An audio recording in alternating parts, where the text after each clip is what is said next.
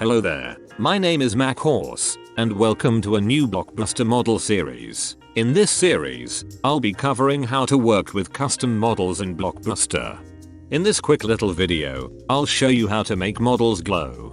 So, let's say you have a model that you imported into Blockbuster. If you don't know how to import one, then follow the old tutorial.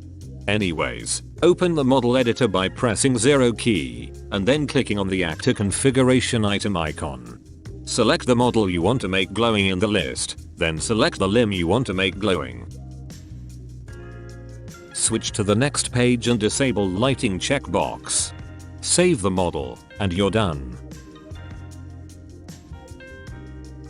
If you're going to set the time to night, you'll see the effect.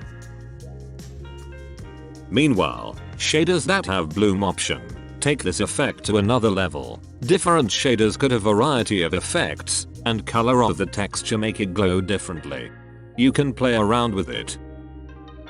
You can also use this technique with any model that is loaded by Blockbuster's model editor. Here are some examples with glowing limbs of mob models from Vanilla Mob Model Pack. Well, that's basically it. Keep an eye for more Blockbuster model tutorial videos. Thanks for watching, and goodbye.